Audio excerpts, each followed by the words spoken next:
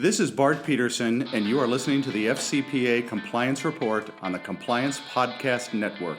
This is Greg Gilchrist, and you are listening to the FCPA Compliance Report on the Compliance Podcast Network. This is Dan DeMarco, and you are listening to the FCPA Compliance Report on the Compliance Podcast Network. The FCPA Compliance Report is the longest-running podcast in compliance, engaging a wide variety of compliance-related guests and topics. Each week, Tom Fox brings you the top commentators and information which will inform your compliance program going forward. Join us again for the top podcast in compliance, hosted by the voice of compliance, Tom Fox. The FCPA Compliance Report is a production of the Compliance Podcast Network. This is Tom Fox. Welcome to this episode of the FCPA Compliance Report. Today I have back with me Dave Lefort. Dave is the editor-in-chief at Compliance Week, and we visit on Dave's recent article entitled 10 Things We'll Be Talking About in 2020.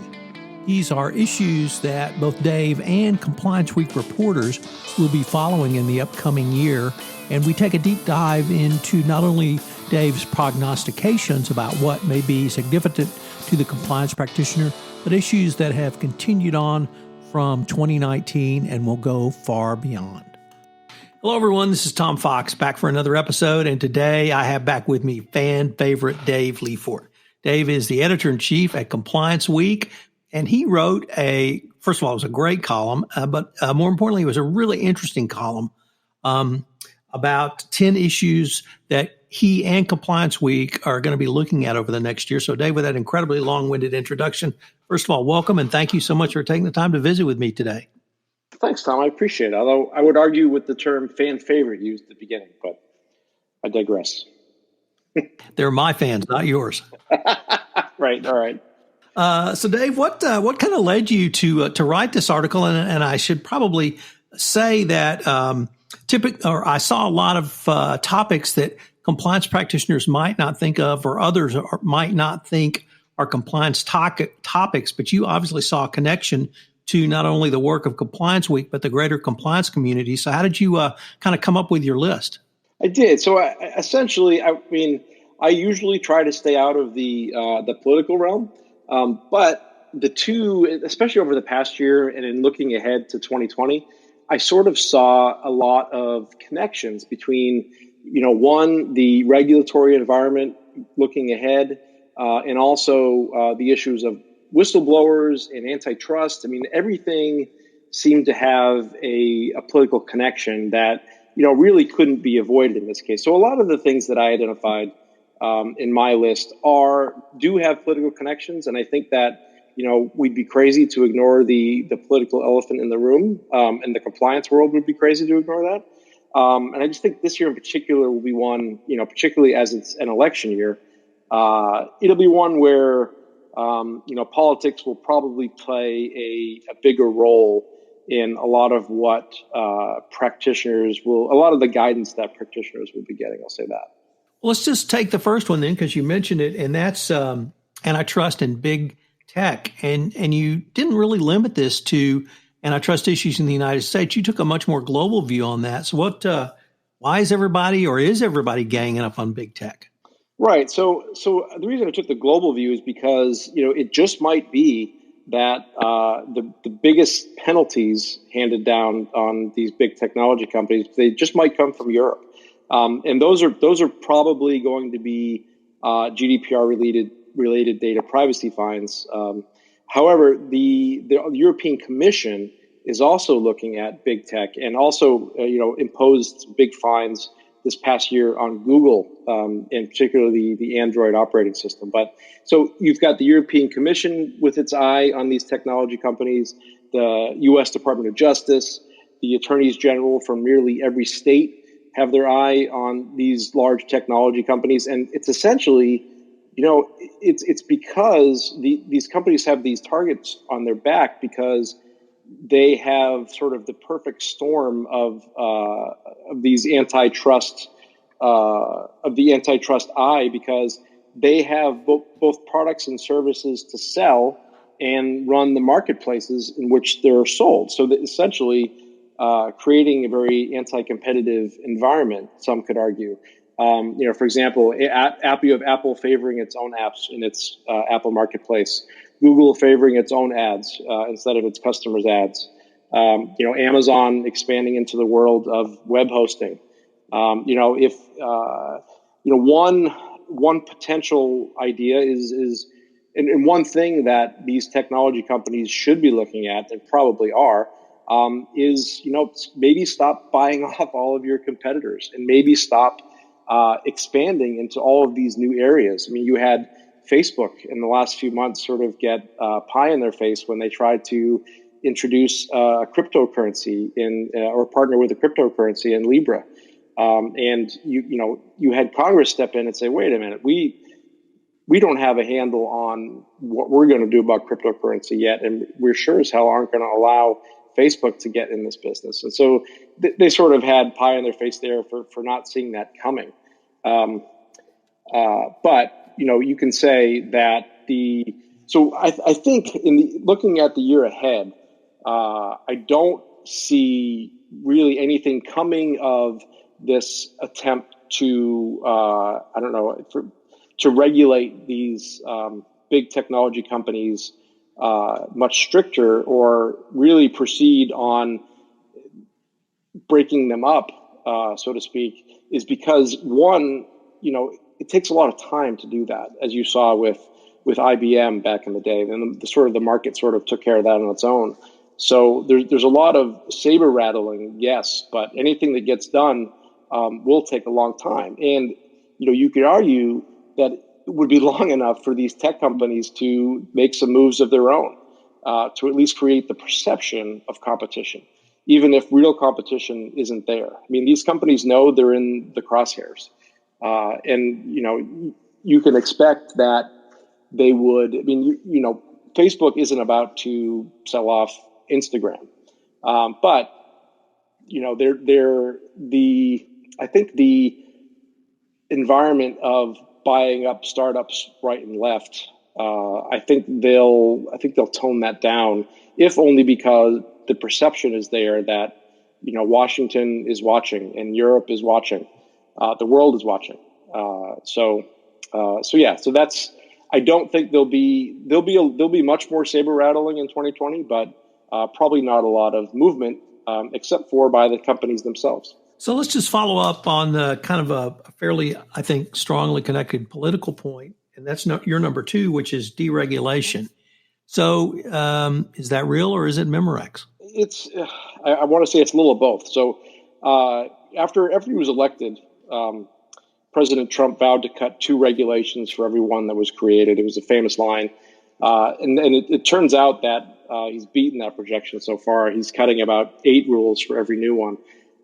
But the most significant change that he made was a partial rollback of Dodd-Frank, which exempted some smaller banks from certain rules and loosened regulations designed to protect larger banks from the type of collapse that we saw in 2008.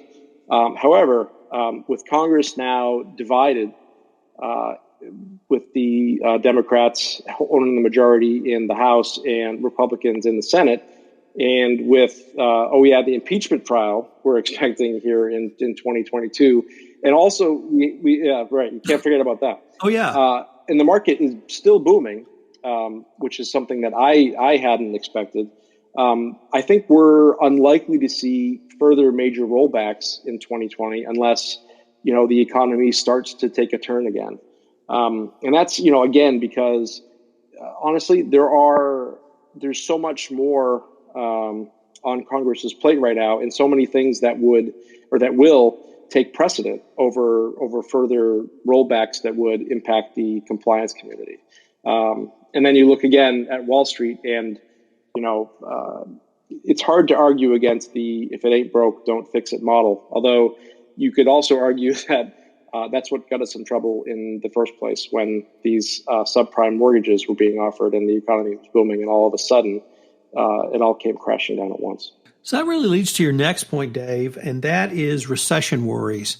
If we get the big one, or if we get a downturn, if we get a something, what's going to be the impact of ethics and compliance?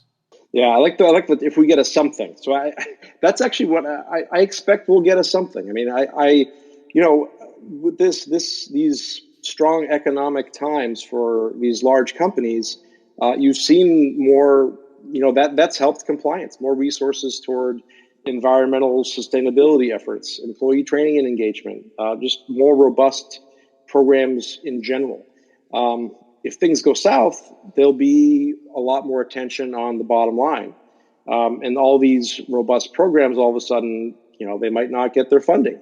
And then the other thing that you have to think about, if the economy goes south and the bottom line becomes that much more important, is the companies and executives during these times in the past anyway, history has told us that executives will play things much closer to the vest. The economic reporting will get a bit murkier, and shortcuts will get taken. We've seen it in the past in order to preserve that bottom line. So I guess the point I was trying to make there is that ethics oftentimes is the first thing out the window in a downturn, and it can't be. You can't stop investing in compliance during times like this, but it often is the first thing. So I included that essentially as almost as like a warning sign. Like I hope we don't see this, but if the market does go south and all of a sudden the bottom line gets stressed even more by these large companies, don't be surprised if you see an uptick in some of the cultural failures that we've seen in the past. So next up, you pretty much hit it directly right on the head, the 2020 elections. Lots to unpack around this, but what are some of the angles you see or you anticipate perhaps seeing from the ethics and compliance perspective? The ethics and compliance perspective here is essentially,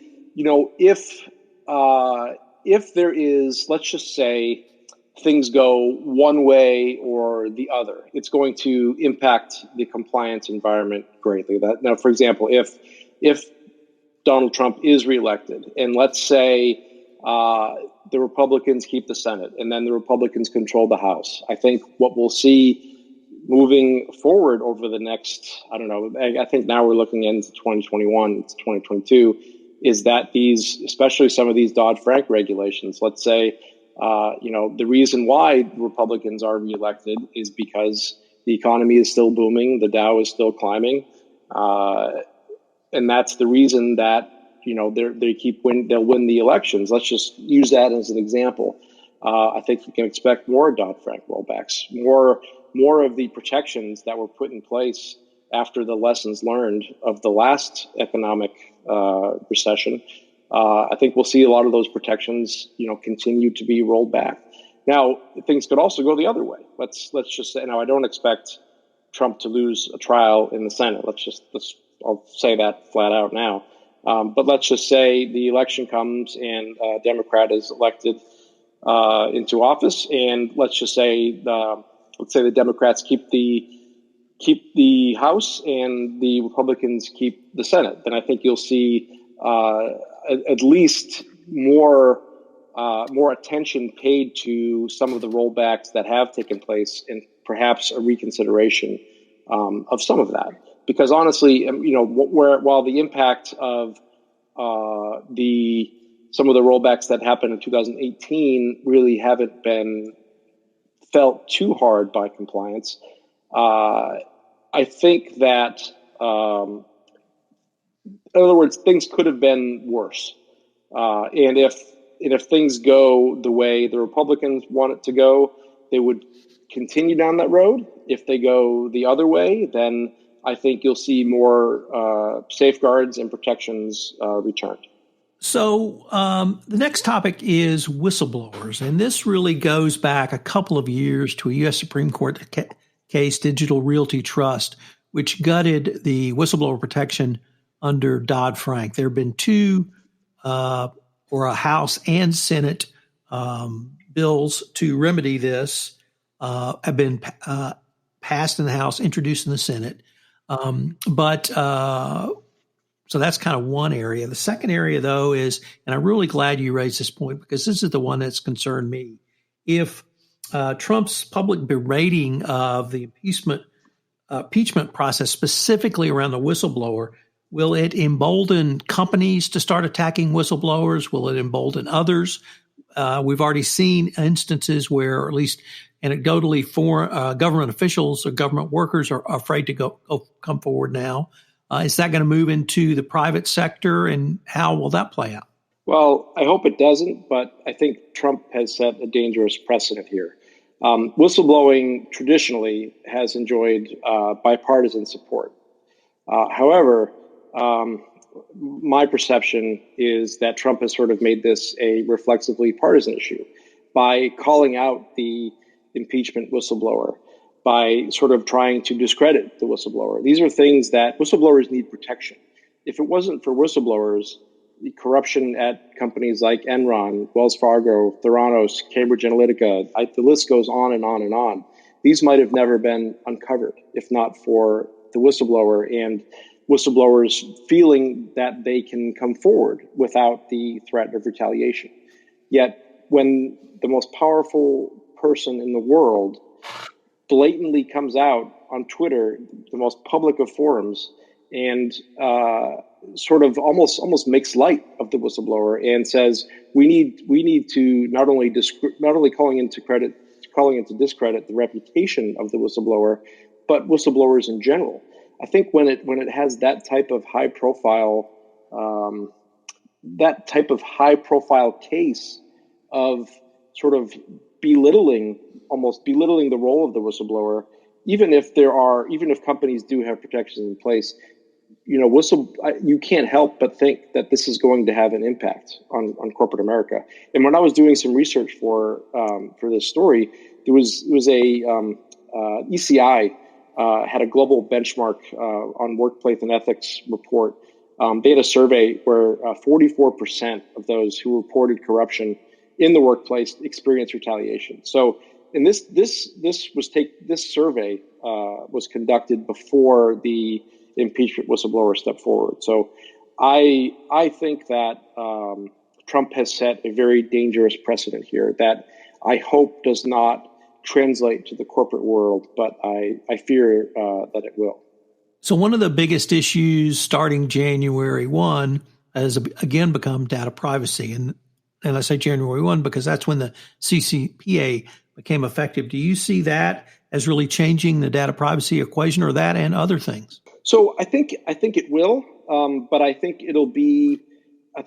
think it'll be this year. So the way I see it is data privacy now is enjoying sort of the perfect storm for compliance. So consumers, they're starting to grasp the volume of data that companies have on them and the value of that data. Consumers expect that companies that hold their data to be transparent about what data they hold, why they're holding it, how they're protecting it, how they're benefiting from it.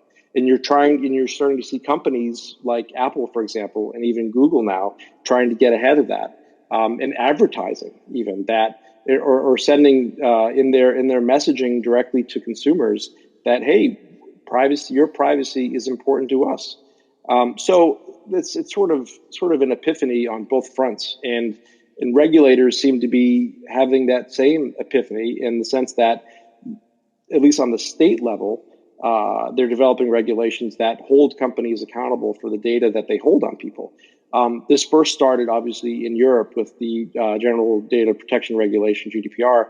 That's been enforced now for more than 18 months. And then the first modern side state law that you referred to, the California Consumer Privacy Act, went into effect January 1st. You see countries like Turkey and Brazil start to take data privacy seriously. India as well. So in one sense, it means companies, they better have their house in order when it comes to data. But what we're seeing is, especially with the CCPA, is I think the messaging from the California Attorney General is such that if you demonstrate a good faith effort to comply, you will be given guidance instead of penalties, at least at first. And I think you'll see a lot of companies test this one. They'll show efforts to be compliant, but they'll also try to see, they'll test it a little bit. They'll see just how far up to the line they can walk, and we'll see. It's up to the enforcement isn't going to really start until later this summer when I'm talking about CCPA now. So we'll see just how enforceable this is, and see whether this is going to be played out in court, or if this is going to be something that if California is going to really try and strong arm some of these major technology companies that are headquartered in California and get a lot of their revenue from California residents, we'll see if they strong arm, if they play the role of strong arm, or if it's sort of a toothless regulation. One of the questions I'm asked quite often is, will there be a national response to this? Meaning, can Congress pass any national data privacy legislation? And it usually comes from people in corporations because they're worried about being subject to 50 different state laws on this. I generally say, exactly. I don't think this Congress can do anything, let alone something as substantive as a data privacy, data protection law. Nope. You have any thoughts on that one way or the other? No, I agree 100%. I mean, I think it's funny when you see companies like Apple and Google step forward and say, yes, give us a national data privacy law. We need to be regulated. And the funny thing is, they're saying that because of what you just indicated. They don't want to have to follow 50 different sets of rules based, depending on if because the states are much more proactive and able to get things done a lot quicker than the federal government has shown to be. So they don't want to have to follow these different sets of rules. They want one set of rules. They know it's coming. They know rules are coming, and they only want to follow one set of rules. So it's interesting that they're quote unquote being proactive about asking for this regulation. But you're right. We're not going to see that, at least not this year. Congress has too much on its plate right now. And any kind of data privacy regulation it's not going to happen in this Congress. Maybe it's the next Congress. I'm not sure. Maybe it depends on what happens with some of these state laws. That once we see more of them start to roll out, like I think this year we might see Colorado pass a law, or Washington, or Maine, or any of the other states that are currently it's in committee. I think in a few other states. So. The states are being proactive. The federal government so far has not been. Next up is regulators and their rewarding of good faith efforts. It seemed to me you suggested, you at least, one interpretation was this was a softening of enforcement. In my mind, it was perhaps a refocus. But do you see this continuing, or we saw a lot of commentary from the Department of Justice and OFAC last year? Where do you see this, or at least what are you going to be watching? Perhaps is the fairer question. Yeah, so it's more of what I'll be watching is so you're right. I mean, the updates to the evaluation of corporate compliance program essentially was outlining what prosecutors will be looking for. So one, they're explicitly telling companies, hey, this is what we're looking for in determining whether a company will be punished.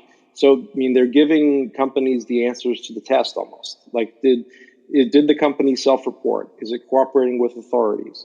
Is the compliance program well designed? So they're in a sense, they're rewarding efforts instead of results. So for a mature compliance program and for mature regulations, I don't know if that is the best approach. But for things like these new data privacy regs, where companies, essentially these are new to companies, so they do need a lot of guidance, and they do need some leniency when it comes to making good faith efforts. But for some of the more mature regs, I don't know if that's the best policy. I think it's the policy that we're getting, at least from this administration. But I would argue that it might not be the best message to be sending to corporations at this time. So I'm always intrigued when people raise the issue of ethics and artificial intelligence, because I always have the same question. Did I miss the memo that Skynet has become self-aware? Yeah, yeah. AI is a game changer. I mean, it's there is no doubt that companies are already using AI, and it's only going to get more. I won't use the term invasive, but it really is more invasive in our everyday lives. And if there isn't a ethics by design sort of attitude at the outset. In other words, compliance and ethics needs to have a seat at the table from the very outset. So this can't be a situation where there were a few AI tests. I think it was in one of the states in the South where there were abuses, I think. So there was a system designed to select prisoners for parole, and I forget what state it's in. It wasn't. And it was a test program, and the AI, the algorithm proved to have racial biases. So there are many instances like that, but there are also safety considerations here. When we're talking about, looking 2, 3, 5 years down the road, entire fleets of trucks and truck drivers could be out of work, replaced by AI, self-driving trucks, self-driving vehicles. These things are coming.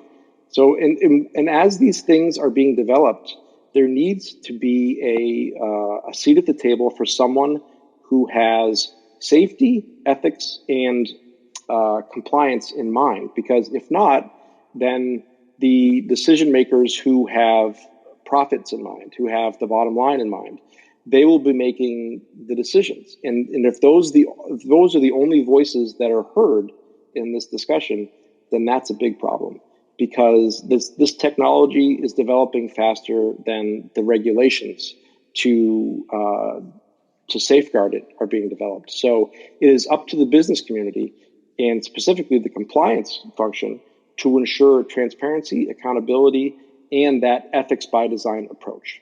If not, there will be companies, and it might be in the year ahead, it might not be for another couple of years, that will find themselves in hot water, and there will be case studies written about them because they put business priorities ahead of ethics when it comes to AI.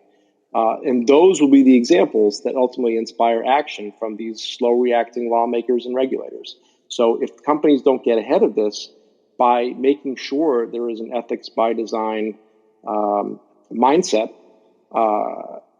then things will go on. We won't have a Skynet situation, I'm confident, but it'll be much less dramatic than that.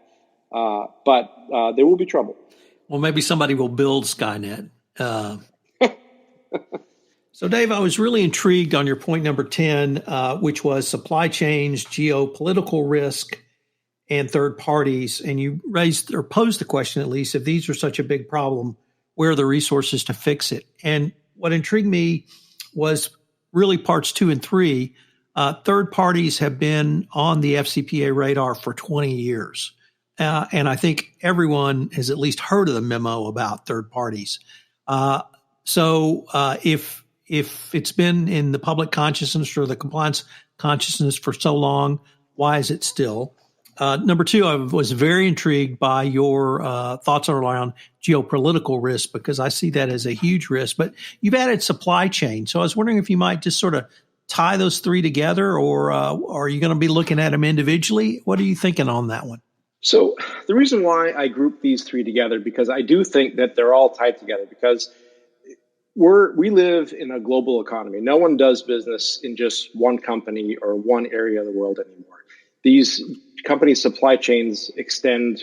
We in some of the survey work that we do, we find that when we ask companies how many third parties do you work with, a lot of them are answering 500, 1,000, more than 5,000. And to me, that's just astounding. In how do you keep track of it all? And when you're talking about third parties, you're talking about links in the supply chain. And when you deal with third parties, you cannot ignore the geopolitical risk in sort of risky areas of the world, or areas of the world where either there are tariffs or sanctions, or there is a climate where bribery and corruption are run amok. And these are things that If you're a company doing business in these countries and you're working with a third party, it is in your third party, let's say pays a bribe or pays, what they think are dues to the government, but essentially is a bribe. It's going to be your company that is in the crosshairs and gets punished for it. There was a Deloitte survey recently that said 70% of organizations believes they are underinvested in third-party risk management. How do you keep track of it all, especially when 80% of all FCPA enforcement actions involve a third party? And to add to that, I'll add the anecdotal evidence that Compliance Week we now have two conferences. We used to have one conference on third-party risk. We've now had to expand that to two, because one on the East Coast, one on the West Coast, because there's been so much demand for guidance here from practitioners. They're essentially calling for help. They need help in managing this. And like I said, 70% of organizations said they're underinvested in third-party risk management. So, I mean, boards of directors and executives and C-suites, there needs to be more of an investment here. This is a big risk that is being underestimated by companies. Companies can't catch everything, but they can do better. And they need to do better, especially in this environment where, individuals are being sanctioned more than ever. Countries are being sanctioned. Tariffs with the regime in place in the United States, tariffs are a big issue. I know the U.S. and China just signed phase one of a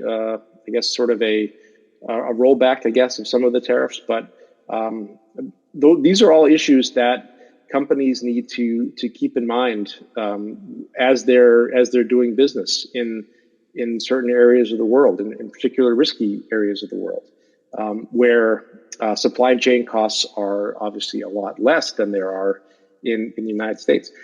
So essentially, I just wanted to call attention to this, as this is an area where compliance as a function is calling for help, and it needs to be answered. It's a really fascinating list you've put together. The piece is entitled 10 Things We'll Be Talking About in 2020. It's on the Compliance Week website. I would certainly encourage everybody to check it out. We're going to link to it in the show notes, and we're also going to put a discount code for joining Compliance Week, or at least subscribing to it, that Dave's graciously given us. Dave, thanks so much for taking the time to visit with me on your great piece. Thank you. Appreciate it, Tom. Thanks a lot. Hello, everyone. This is Tom Fox again. I'd like to thank you for listening to this episode of the FCPA Compliance Report. We have linked to Dave's article in the show notes. Additionally, Compliance Week has authorized a discount for its one-year membership, and that information is also in the show notes. Finally, Compliance Week 2020 will be held from May 17 to 20 at the Mayflower Hotel in Washington, D.C. It's one of the year's annual top compliance and ethics conferences. I would certainly hope you can plan to join me. I'm going to speak at the event and join some great speakers. I've linked to registration and information in the show notes. The FCPA Compliance Report is a production of the Compliance Podcast Network and a proud member of C-Suite Radio. I hope you'll join me again next week. Thanks so much for listening.